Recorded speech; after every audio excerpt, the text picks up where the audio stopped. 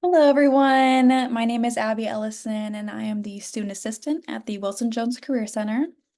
In this video, I will be doing a walkthrough of how the Wilson Jones Career Center will require you to construct your resumes and hopefully clarify any confusion you might have. I recommend you either watch this video before starting on your resume or watching it as you craft your resume and following along with me. Let's go ahead and get started. So, some things to keep in mind. The average time spent by recruiters looking at a resume is about 10 seconds or less, and the places they usually glance at first will be your professional profile and your work experience bullet points. Throughout this video, it is my hope that you will understand the importance of these two specific sections. So once you have the G. Brent Ryan approved resume format downloaded, this is what you should be seeing. So for your resume appearance, the font size you use for your name should be larger than the font size you'll use for the rest of your content, somewhere around 20-point font size. Speaking of your name should be at the top of the page and centered on the top line of your document and also bolded. It is considered unprofessional to submit a resume that is longer than one page. So for this assignment, we expect everyone to submit only one page.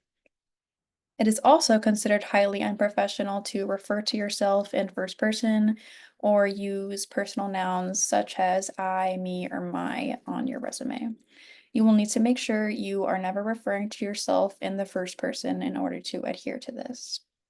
So let's go ahead and go over the margins. As you can see, I have drawn a red line where the margins for this document are. And you can choose to either use narrow margins, which are 0.5 inches, or normal margins, which are 1.0 inches. In this example, I am using narrow margins. The reason I want to take the time to talk to you about margins is because it's one of the first things that I notice when reviewing a resume. As you can see in this example, all of the necessary content is correctly aligned with their respective left and right margins. The way I'm sure of this is by looking at the horizontal lines spanning from the left to right margin acting as section separators. And these are those horizontal lines that I am referring to.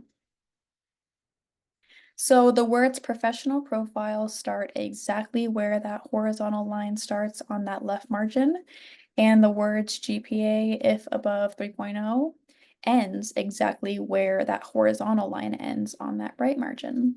And if you look all the way down the document, you can see that this is consistent.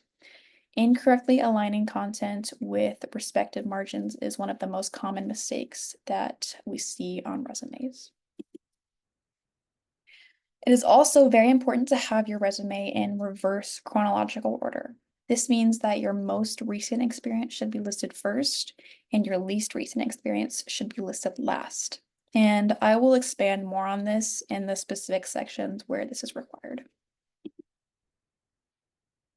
Okay, let's go ahead and move on to your header. So you will fill in the information prompted, such as your city and state, your phone number, your customized LinkedIn URL, and your professional email. Addresses are no longer included on resumes, so make sure that you are only including your city and state and not your full address. Let's quickly go over your customized LinkedIn URL. So you will need to go into your LinkedIn profile and click on the edit icon by public profile and URL, which will take you to a separate tab. And on that new tab, you will click on the edit icon by edit your custom URL. And you should now be able to edit and customize your link. So you don't need to make any significant changes. We only ask that you try to delete as many of the extra random characters at the end as possible to ensure professionalism. And then once you have completed that, you will just copy and paste your URL onto your resume in the specified location. Next, let's touch on your professional profile. The Wilson Jones Career Center defines your professional profile as your 5-second snapshot. To explain, employers viewing your resume will take roughly 5 seconds to read over your professional profile before they move on. We want you to utilize those 5 seconds to try to make the best impression possible. Your professional profile is meant to be 3 to 4 sentences long, and it will include your action statement as the final sentence. Let's go over how to properly write your professional profile. So you're going to begin with a strong self-descriptive word like ambitious or diligent, confident, creative, or accomplished. There are endless choices. After that strong self-descriptive word, you will use the rest of that sentence and the next 2 to 3 sentences to condense your background and experiences and highlight your strongest qualifications that are relevant to the role you would be applying to. Then you will end your professional profile with your action statement, which should list the role you are seeking and a preferred starting date. Let me go ahead and provide an example. So let's pretend that I am currently a brand manager in my senior year of college, but that I would like to find a new position as a social media specialist once I graduate. Here is what my professional profile would look like. Diligent senior at the University of North Texas, planning to graduate May of 2025. Current brand manager at XYZ Co. with expertise in strategic thinking, market research, and project management. Looking to grow creative, data analysis, writing, content creation, customer service, and social media strategy skills through a welcoming work environment. Seeking a full-time social media specialist role starting summer 2025.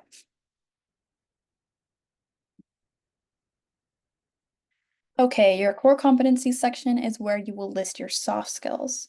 If you are creating your resume to submit to a job application, it's important to read through the job description and use keywords used in that description in your core competencies section.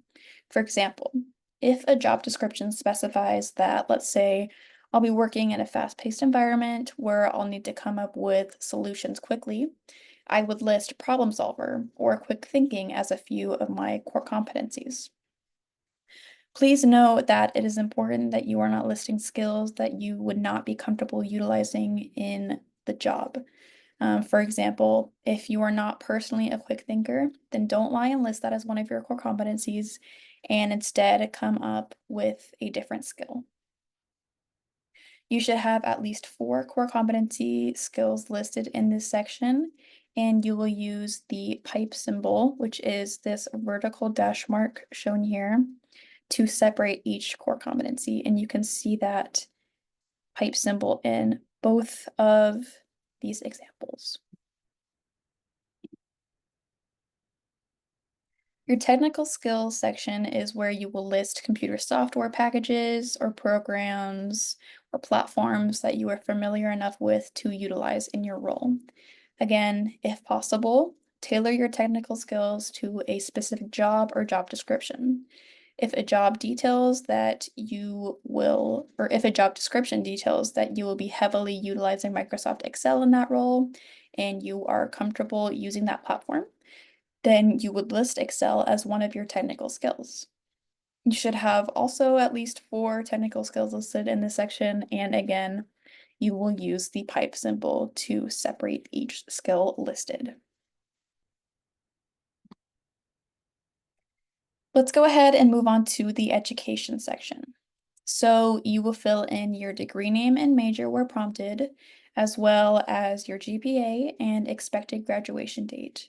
For your degree name, it is not bachelor's or master's, and instead it is bachelor or master, so no S's at the end. Here I have provided an incorrect sample and a correct example. Also, make sure that you are writing out your full degree name instead of using an abbreviated version.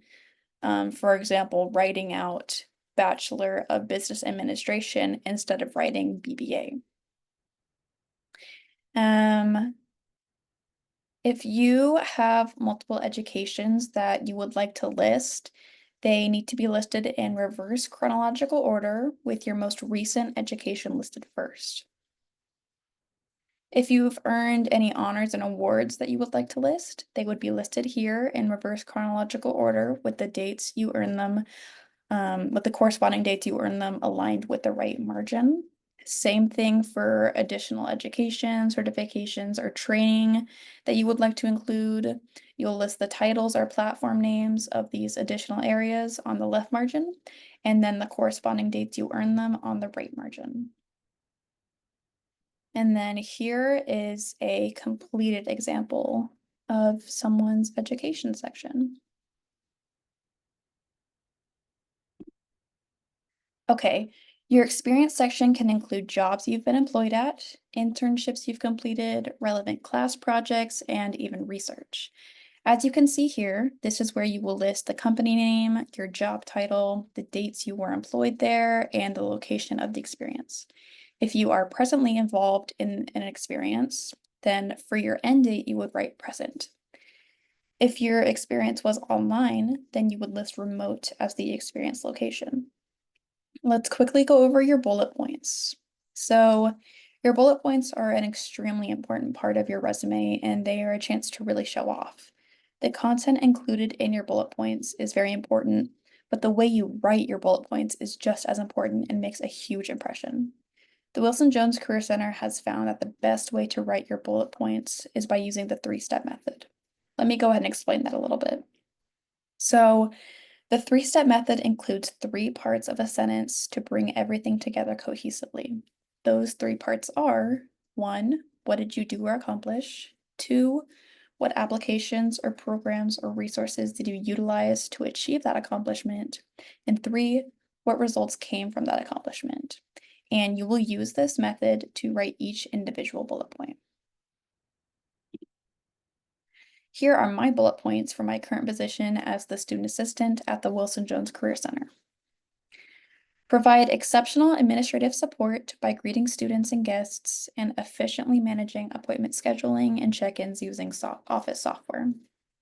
Contribute to the seamless execution of events held in the Business Leadership Building, utilizing Microsoft resources, demonstrating strong organizational skills, and a proactive approach to event support. Assist peers with resume reviews, offering constructive feedback and guidance to enhance their professional documents, both within the office and as part of classroom assignments. Notice that since I am currently involved in this experience, I referred to it in present tense. If you've completed an experience and plan to include it on your resume, be sure to refer to that experience in past tense. And again, your experiences need to be listed in reverse chronological order. And so on my resume, this experience, since it is my most recent experience, would be listed first, and then my past experiences that I've completed would be listed underneath that.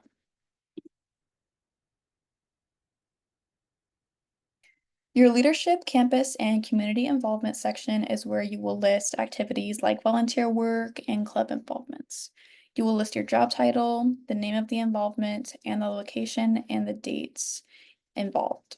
You will also include 1 to 2 bullet points for each of these involvements, and you can choose to either use the three-step method to craft these bullet points, or you can take a simpler approach showed down here in this example where you can simply just state what you did and learned. You will include only 1 to 2 bullet points for each of these involvements, and your involvements in this section will also need to be listed in reverse chronological order. And so as you can see in this example, the Delta Gamma sorority example, presently involved, that is listed at the top, whereas Meals on Wheels, that has already been completed and is the least recent experience, and so that was listed last. If you have any questions, we are located in the Business Leadership Building, Suite 195. I have provided my supervisor's email as well as mine. That is all for this walkthrough video, but please don't hesitate to reach out if you have any further questions or need any clarification. Thank you for watching this walkthrough, and good luck creating your resumes.